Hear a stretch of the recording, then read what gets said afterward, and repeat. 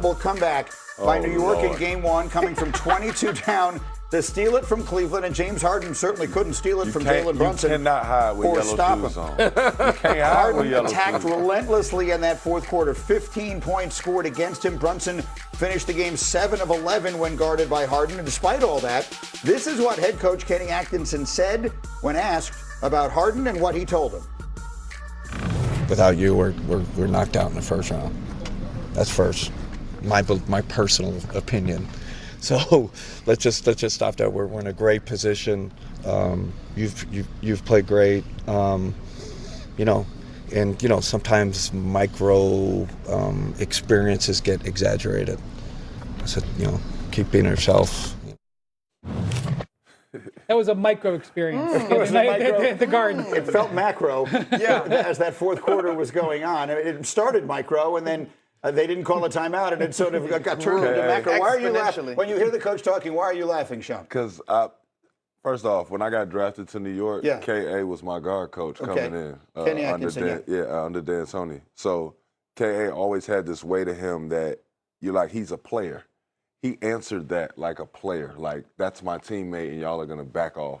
But K.A., come on, man. Come on, man. It just... There's certain moments in the playoffs that it's like, oh, yeah, it can be minuscule if we're talking about the regular season. But in the playoffs, when we see you, oh, you limping? Oh, yeah, all bets off. We're going to run this every time. He can't move. Take him out. Take him out. But that's what the playoffs is designed to do. You miss a shot in the corner.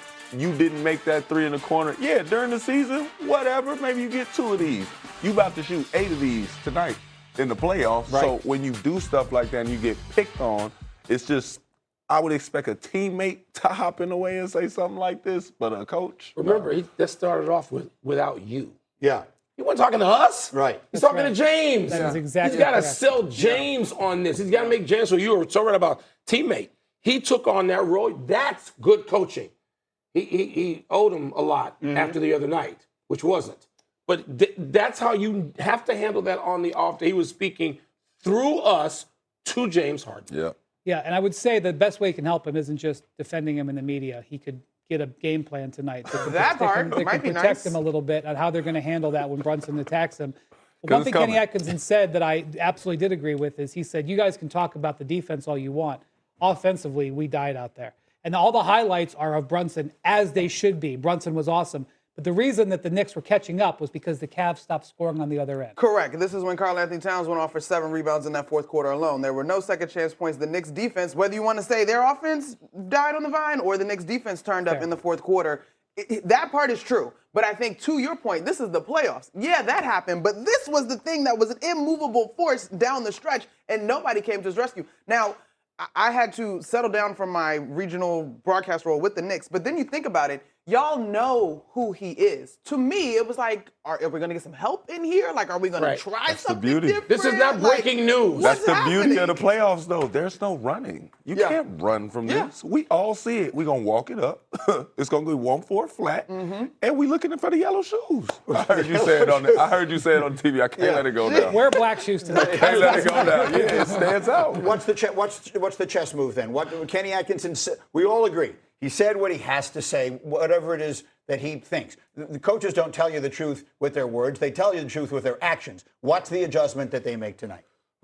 I think on the flip side, Jalen Brunson has gotten the same sort of treatment at different points as well. Oh, yeah. And so I think Donovan Mitchell has to have a much better game for the Cleveland Cavaliers. And late in game, you're going to have to make Jalen Brunson more uncomfortable. Like, literally, if he was 7 of 11 with James Harden guarding him, 5 of those shots was off the glass, too. Like, he was just in a zone in terms of touch. And off the glass was over the bigs. And that's what I'm saying. That second level of help, somebody got to risk making the play. If you give up a layup on the back end, at least it wasn't 11 that continued to kill you. Yeah, there's a couple things you can do. One, you can pre-switch. You can get him out of position. But the other thing is, frankly, Harden is not guarding Brunson. When they bring the ball up the court, Harden's not on him. The Knicks have to run a move to get Harden on him, and the Cavs just surrendered on those plays. They just let Harden get on. They didn't work one iota. Work before you even get the isolation. Make the Knicks have to work very hard to force that matchup. They tried to trap, but it was one of those, what are you doing? Like, it was a half. It was too late. It was not a committed trap at all. I'm talking about something that Shumpert just said about Brunson. Yeah. I mean, Brunson has been the victim of targeting as well. Right. Okay? But you can't have Donovan Mitchell walking up the right side of the court to the point where we all started asking each other, is he injured? Yeah. Is he hurt? No. Something wrong. He is so inactive after a 29-point performance, but last scored with 8.5 minutes left. So no. Donovan Mitchell has to go at Jalen Brunson. That dynamic has to change. And that's one of the reasons why Harden is so important. People say, take him off the court. They need him to stay on the court to help share the load because Donovan Mitchell does wear down. This has happened repeatedly in his career. He does wear down in fourth quarters. Harden is a floor raiser for them. They need Harden out there to carry the load offensively to ease it on Donovan. The other thing, though, too, y'all, the Knicks were committed to their double team for a long time in that game, and Harden, to his credit, was eating that up. Like, the Knicks were giving up threes left and right, lobs in the paint, because they were committed to double teaming James Harden, and he was basically the hockey assist, if you will. I wanted to ask Shump one question. The additional rest that the Knicks got, it looked like that made a big difference in the fourth quarter, right? Yeah. The Cavs, the dead legs caught up to them, and the Knicks' freshness.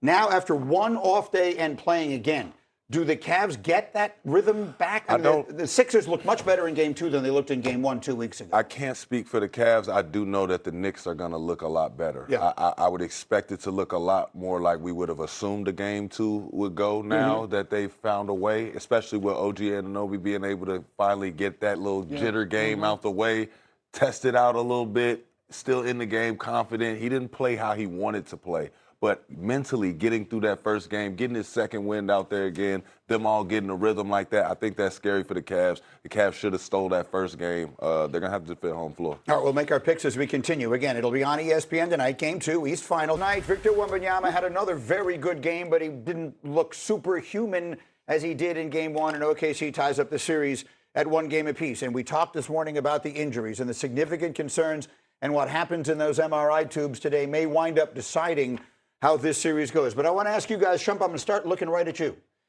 If particularly if the Spurs are a little bit hobbled, if they're going to win this series, is Wembanyama going to have to play like he played in Game 1 3 more times? Can they win if he isn't literally like an alien? It might not need to be Game 1. I think Game 1 was pretty special. Yeah. I can't ask him to do that, but he is going to have to pull a rabbit out the hat. De'Aaron Fox, and I, we played together in Sacramento. I remember that game, my knee was swelled up. You asked me, why are you playing hurt? Why? These are the reasons right here. When you get in moments like this, you kind of know when you have to send a message. Tape that ankle up, do whatever you got to do. Your guys are down. They need to see somebody holding the flag for them. This is what the playoffs is made of, though. The adjustments happen, the injuries happen, and then somebody has to step up. I do think that one of the biggest things for the Spurs was their depth at the guard position, and now that gets taken away. I don't like when players go outside themselves, but if you're going to be somebody that can go outside yourself, be 7'5". I guess that's right. Did they find, I guess the other way of looking at it is, with Hartenstein playing as well as he did and occupying him, and we talked about it a lot off the top of the show, there was no answer for Wembanyama, but did the Thunder find the right counter punch maybe for last night that carries on? Yeah, for last night. But they're going to have to try everything. That's why when people went crazy in Game 1 talking about the wings guarding him and being and Hartenstein, and not Hartenstein, Caruso and Dort, you got to try everything. You got to change it up. If you got 5 pitches in the arsenal, use them. You're not just going curveball, fastball. That's what they're going to have to do. So it worked. It was a great counterpunch last night. Does that mean it's going to work in Game 3? No. Well, one thing they could do is they have a guy on their bench they could activate a little bit, and that's Luke Cornett. Luke Cornett has championship experience. He has barely played in the first 2 games. That would be double big, what they call down in San Antonio, the French vanilla lineup. I'm not saying they start that way, but one thing they could do if you're down on guards, you lean into your size, and that's one thing they could do. Also, I will point out, Devin Vassell had an excellent night last night. It's been lost in all this. He had 6 threes. He can ball handle a little bit. They're going to potentially have to activate him to be more of a ball handler as well. The other thing I think to keep in mind is we're going back to San Antonio now, right? And I'm not – the home court advantage of sort of the crowd, the impact, the environment on the officiating. We said it. Isaiah Hartenstein, to a degree, was like, you can't call everything. I'm going to be as physical as I want to be. He finished the game with 4 fouls. Would that strategy look different in San Antonio? We're going to find out. That will be tomorrow night. Meanwhile, tonight we